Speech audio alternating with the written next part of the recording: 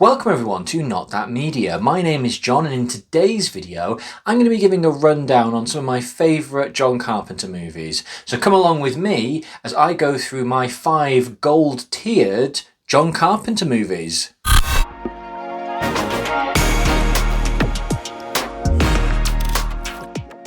I wanted to put out a video of my top 5 favourite John Carpenter films because it seemed timely with the news that next year John Carpenter will be receiving a Hollywood star on the Walk of Fame. Long overdue in my opinion. Now, when people talk horror and trailblazers and those people who were there in the 70s and the 80s and paved the way for all the horror of today, John Carpenter will always be there. He is in everybody, or should be in everybody's Mount Rushmore of horror. He is responsible for so much, and I think so many people today are seeing horror films and watching TV shows like Stranger Things and Fear Street and all this kind of stuff, and they don't know that they're watching essentially a heavily inspired John Carpenter project. Now that might sound a little arrogant or a little over the top. I'm not saying he's responsible for everything, but if you go back and watch Carpenter films and then watch these films and TV shows, you can see the homages or rip-offs or copies, however you want to recognize it. You go and watch any of the films I'm about to name and then go and watch Stranger Things. You will see what I'm talking about. He is not just a director, and that's not to say that, people who just direct, there's a problem there. John Carpenter was a jack of all trades, is a jack of all trades. He writes, he produces, he composes, he directs, he appears in his films. He is a constant promoter. He has released 4 individual albums of music, which he also does live events and tours with his sons. He has well over 20 albums to his names of all of the music he has composed for his films. He has contributed to video games. He has done music videos. He is a recognized personality in the world of horror. So I wanted to talk about him. I wanted to get my 5 films out there. They are not just my 5 favourite films, they are mine and my wife Joanne's favourite. We sat and had a proper conversation. We got all the films out. I believe I have seen virtually all of John Carpenter's movies, or certainly own all of them with the exception of a couple which I'm trying to get my hands on. But at this point in time I feel confident that the films I have watched, my gold tier, as I'm going to nickname it, probably will not change with any of the other films coming through. Not that I expect them to be bad, I just don't think they're going to get any better than these 5. They will not be presented in any kind of ranking order. I see no point in doing 1 to 5. It's such a personal choice that it just, for me, incites discussions of, oh, well, that won't be number 1. It should be number 3. That should be number 2. At the end of the day, it's all personal choice. I do want to do a silver and a bronze tier in the future. So if that's something you're interested in, do like or comment or let me know it's something you're interested in. And the reason I'm saying that now is kind of that little bit of a caveat up front. These are my 5 favourites. This is not to say that any of the ones I do not name are bad. There's probably going to be a couple in here that will raise some eyebrows and people will say, well, where's that one? Where's that? Where's that? The answer is, they're on the shelf, and if they're not in the gold, they're probably definitely in the silver. It's just some of them I like to watch more than others. So let's get cracking. So first on the list, it's going to probably come as no surprise to anybody who knows me or anybody who keeps an eye on the channel in any way. Number 1, it's got to be 1978. It's got to be Halloween. Let's be totally honest. Not just because this is arguably one of 2 Carpenter films that he will always be synonymous with. I hope him good health and no problems coming, but it's safe to say when he passes away, I am pretty certain that the news headlines will say, John Halloween Carpenter. He will always be synonymous with this movie. Halloween 1 is a classic. It is so simple. It was Carpenter's, although he had done another film before, Assault on Precinct 13, this was kind of his calling card. It came about from an independent filmmaker looking to make a film about babysitter murders. John Carpenter relinquished a good deal of his fee and box office success fees and waived all that in order to get quite a lot of creative control over this project, which is why it is called John Carpenter's Halloween. He wrote, he composed, he directed, he appears in the film, I believe, a couple of times as Michael Myers. This is classic. It's the first film, the first recognisable film with Jamie Lee Curtis, Donald Pleasance as Dr. Loomis. The icon serial killer Michael Myers was born here. This one is so simple. We don't need to talk about timelines and what happened afterwards. It's so simple. A lunatic escapes from an asylum. His doctor is looking for him in a Van Helsing kind of Dracula relationship. Michael goes home. A girl, an unsuspecting teenage girl, Jamie Lee Curtis, playing Laurie Strode, puts a key under a mat. Michael sees her and he is her chosen she is his chosen victim for that evening. The film is, there's so much iconography, the music, the look of it. This is the film that made me love horror. The Halloween theme tune is as epic as the rest of the film. It terrified me the first time I heard it. I couldn't even get past it. This will always be gateway Carpenter. Start at the beginning, almost the beginning. You will not be disappointed. So next, and it's not on purpose that it happens to be his next film, but the film that to me is arguably second only to Halloween, for John Carpenter movies that is his follow-up film, The Fog. Now, The Fog, this is two different copies of it, a UK and American version, but The Fog, for me, is such an iconic film because it is quite literally... It proves that Carpenter is not a one-shot pony, is what I would say. Halloween comes out. It's about a mental institution escapee chasing babysitters. It is a slasher before a slasher. But The Fog is the ghost story. It is the campfire tale. It is the, beware of legends. It is the town with a secret kind of a film. It literally starts with a campfire. It has got such a strong cast. You've got Tom Atkins with a moustache, which means he's a nice guy, by the way, but that's for another video another day. You've got Jamie Lee Curtis again. You've got Janet Leigh, Jamie Lee Curtis's real life mother, in the first time they're on a film together. I think they've been on TV together before, but this is their first appearance. The horror icon there is Adrienne Barbeau. At the time, she was, I believe, a partner of John Carpenter's. They may have even been married, but don't quote me on that. She plays the DJ who is warning people of the fog. This thing, in 1980, the effects and the effect of the fog moving through the town is, to me, it holds up today versus any CGI. It was all done practical. It was all done using effects. Dean Cundy, he was on Halloween as well, is the cinematographer.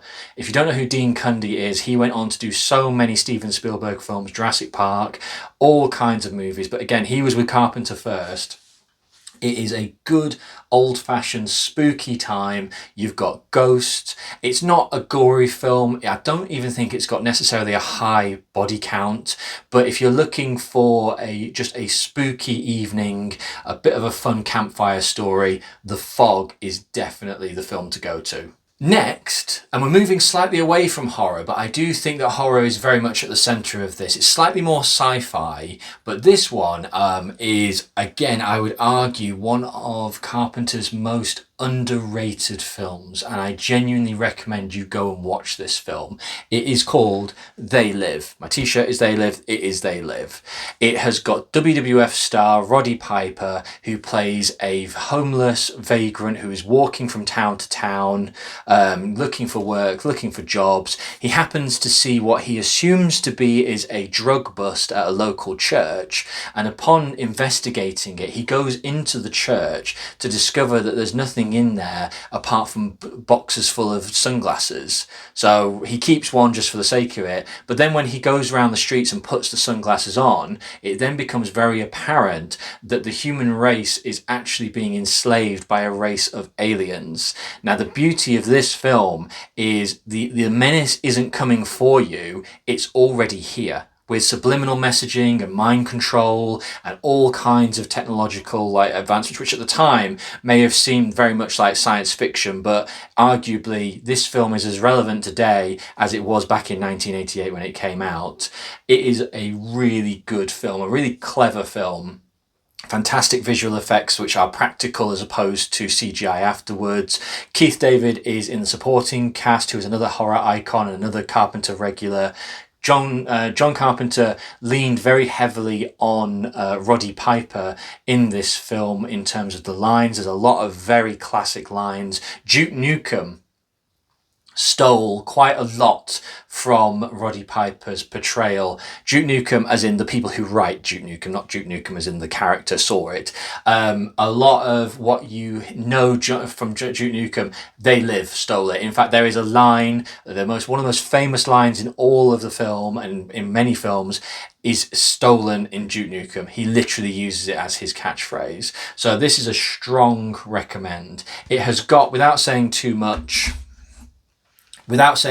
it has got a fight scene in an alley between Roddy Piper and Keith David, which in my opinion is up there as one of the best. It's not overly choreographed, it's not shot at multiple angles, it's not quick cuts and trickery. That is a professional wrestler and another very strong gentleman going into an alley and almost rolling their sleeves up and saying, okay, what happens, happens.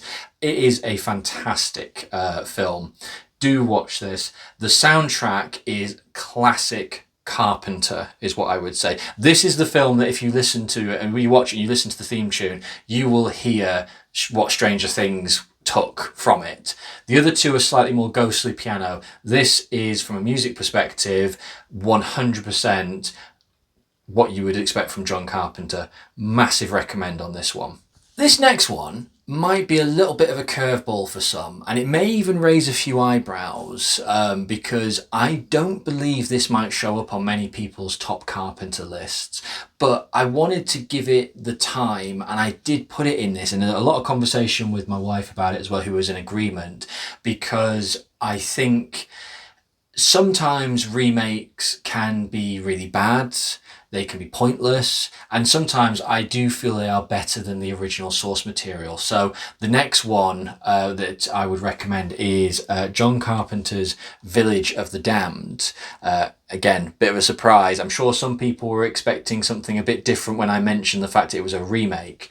So yeah, a remake of the original 1960s movie. This has got Mark Hamill, Christopher Reeve in it. It involves, if you've never heard of this, it involves a storm one night and then 10 women become mysteriously pregnant and have 10 children at the same time, and they grow up to look, as they do on the case, to have mind powers and mind control. So something is going on. Again, it's one of these, and Carpenter's very good at it. It's a town dealing with a crisis. Again, The Fog was good for it. This one's another good one for it. Mark Hamill is in a fantastic role here.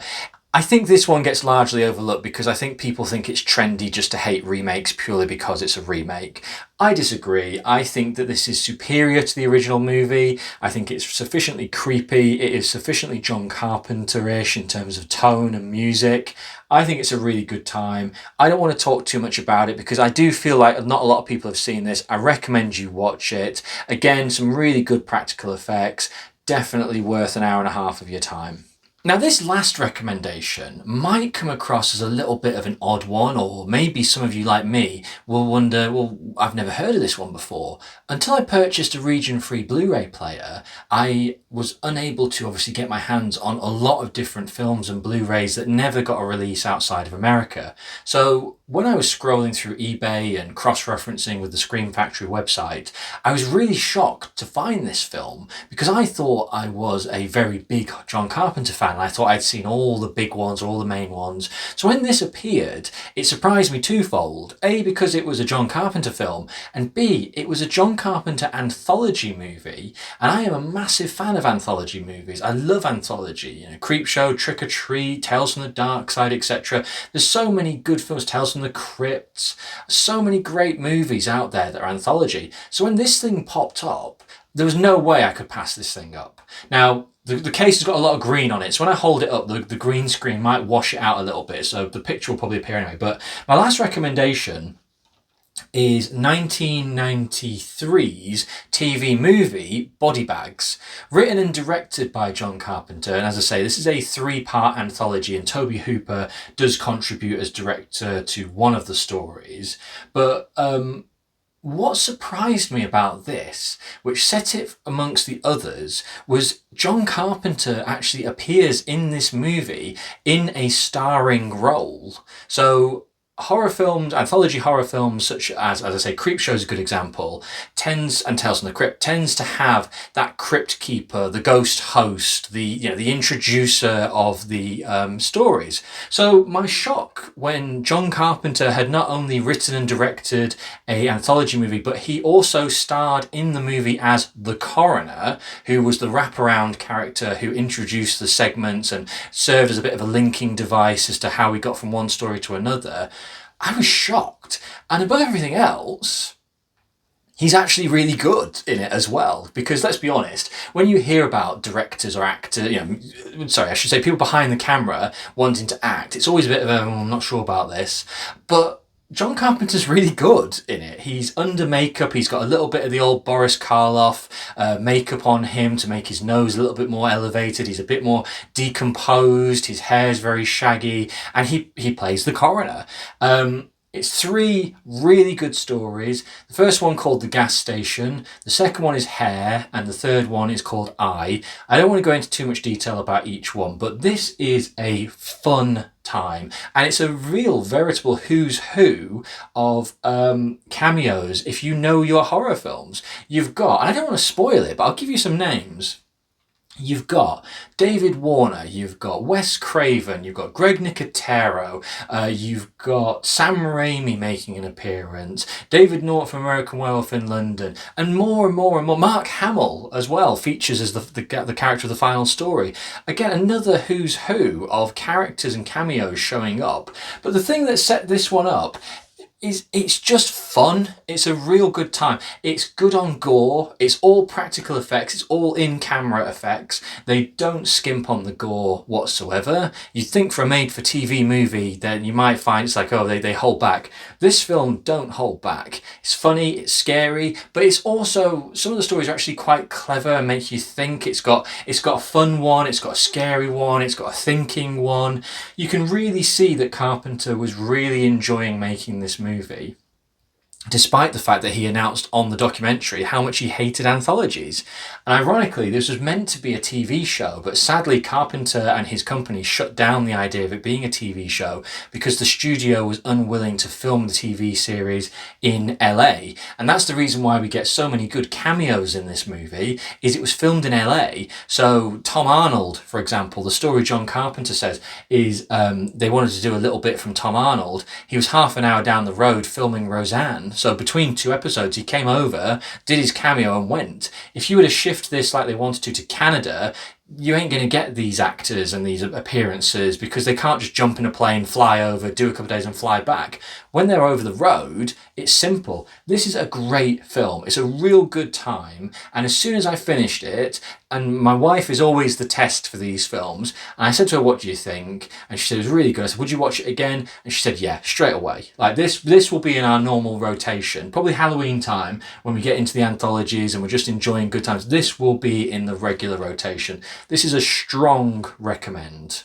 So there you have it. That's 5 John Carpenter movies that I regard as gold standard. These are the films that I would recommend to people who are looking to find not necessarily the best of the films. There are others, and I'm sure people would like to say that there should be some things that are not on this list that should be in this 5, and a couple of these have no right to be in anybody's top 5. It's all subjective, it's all opinion. If I do a silver, I'm pretty confident that those that people consider are missing will be in the silver. But for me, these are your gateway John Carpenter movies. You've got I say in no particular order, Halloween, The Fog, They Live, Village of the Damned, and Body Bags. These are all good times. I would say that they are all horror related, relatively low in terms of gore. There are other John Carpenter films that are excessively gory. These are the 5 films I would recommend. I think they would even go in that kind of a scale. Halloween would be first, The Fog. In fact, to be fair, if I was to rank these, I probably would... I've said I wouldn't rank them, but why not? Like, we're at the end of my video, I can do what I want. I'd go Halloween, The Fog, They Live, Body Bags, Village of the Damned. But I would watch, with the exception of maybe Halloween, I think that's the exception to this rule. Halloween will probably be the top of any of my lists. These 4, in no particular order, they're all as good as each other, well worth the time. Make your own mind up, try and enjoy them, watch them for what they are. And until next time, stay scared.